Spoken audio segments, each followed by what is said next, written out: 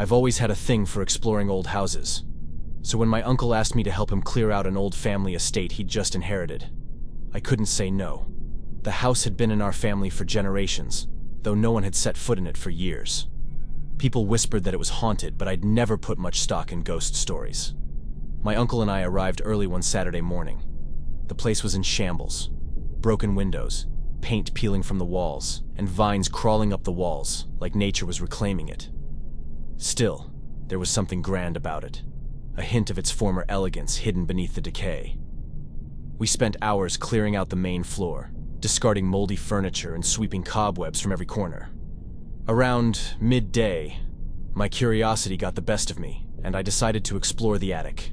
The narrow staircase creaked under my weight as I climbed, finally reaching a dusty, dimly lit room filled with old trunks, boxes, and forgotten furniture draped in cloth.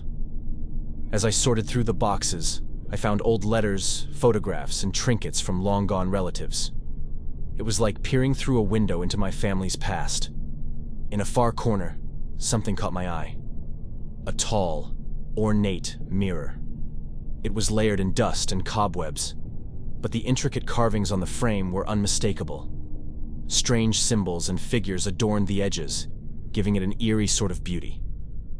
Curious, I brushed off the dust and looked into the mirror. At first, I just saw my reflection. But then, as I turned away, I could swear my reflection stayed still, watching me. I froze, my pulse quickening. It had to be a trick of the light.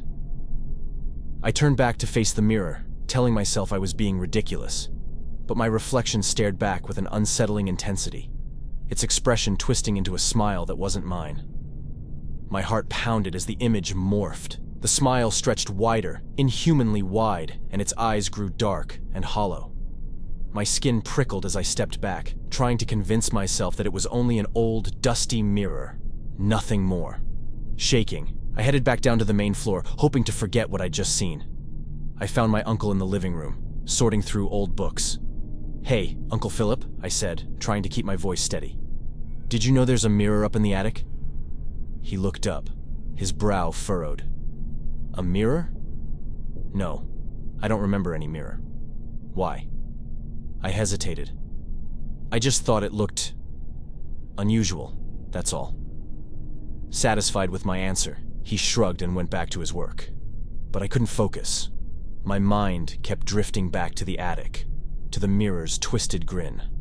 By nightfall, I couldn't resist any longer. I had to see if it had all been in my imagination. When my uncle went to bed, I crept back to the attic. The air was icy, and every creak of the floorboards set my nerves on edge. I took a deep breath and looked into the mirror once more. This time, my reflection was normal. I almost laughed at myself for being so paranoid. But just as I turned to leave, the room seemed to darken, shadows stretching unnaturally long. I glanced back at the mirror, and there it was again.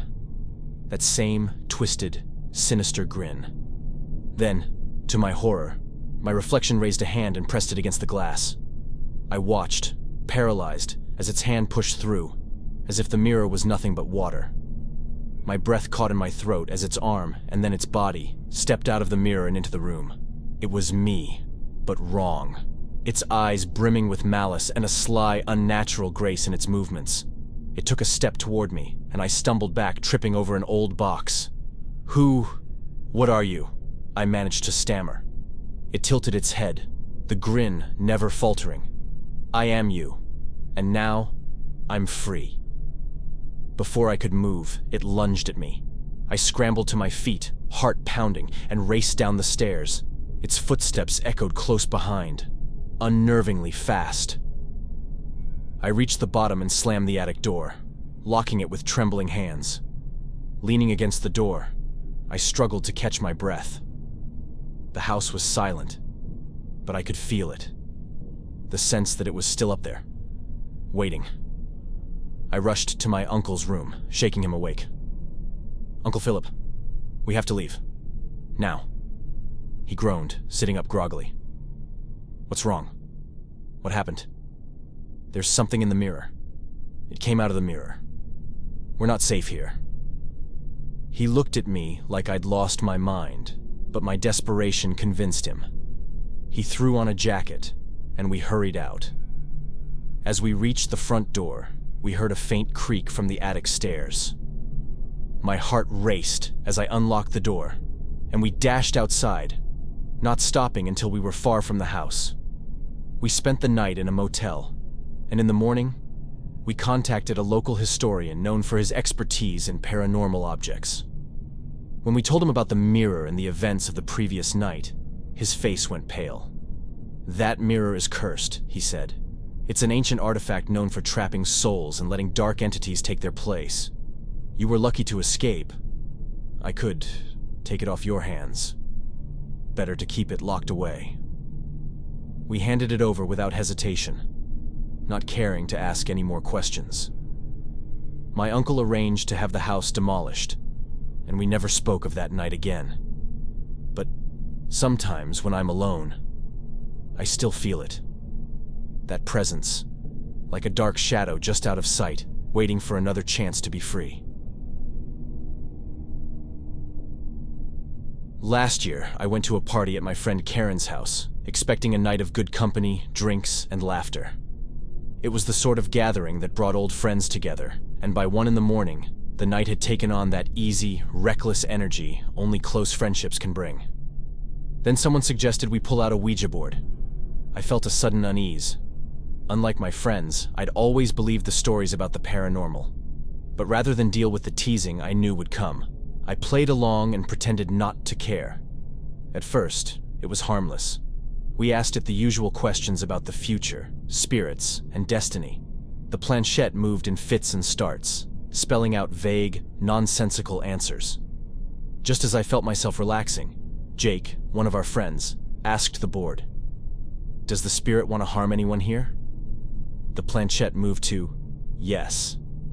Nervous laughter filled the room, and Jake, trying to brush it off, asked, "Who does the spirit want to harm?" The board spelled out, "Only one." Silence hung over us, a tension that settled heavy in the room. When Jake asked, "Who?"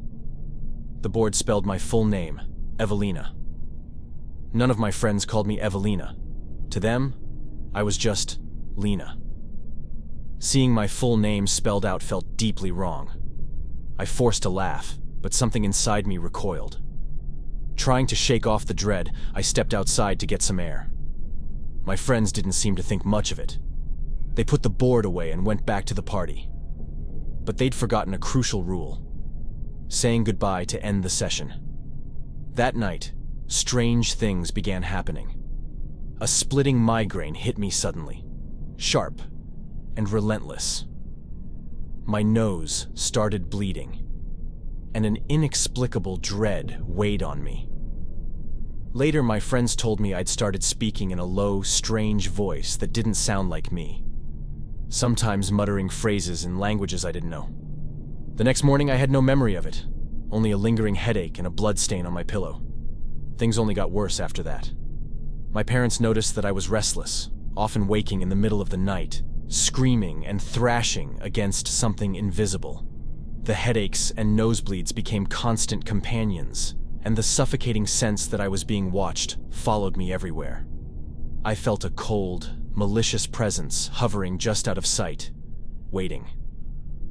2 weeks after the Ouija session, just as I started thinking things might be settling down, a sudden, searing pain shot through my lower back, so sharp it felt like my kidney was being torn apart.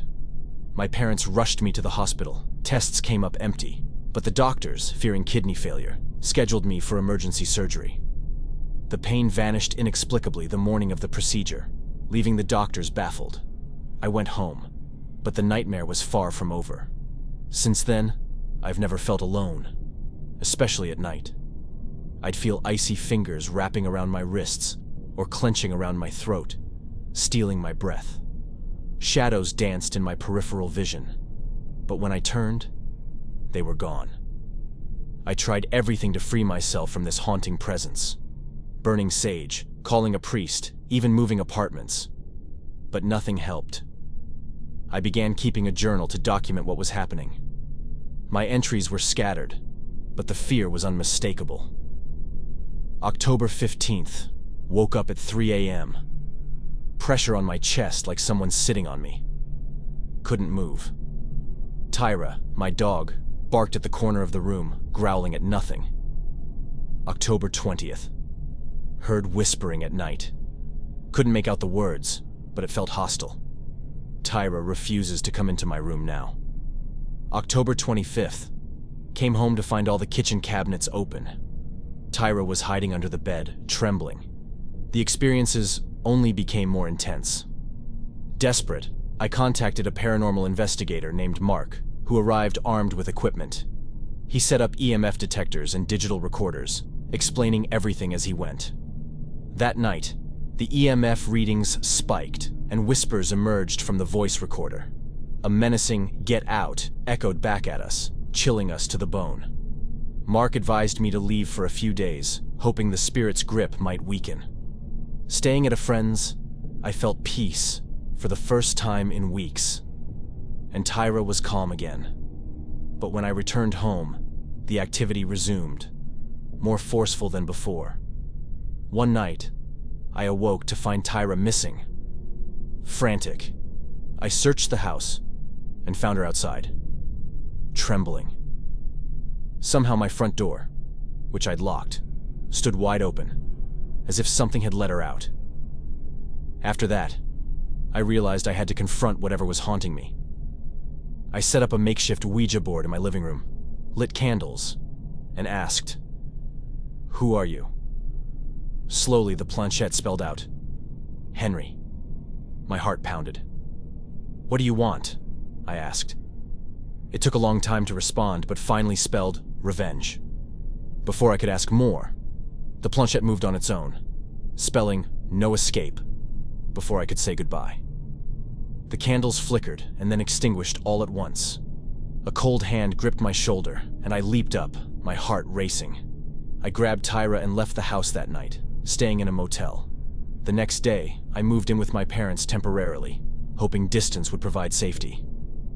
But even there, the nightmares came back, each more vivid than the last.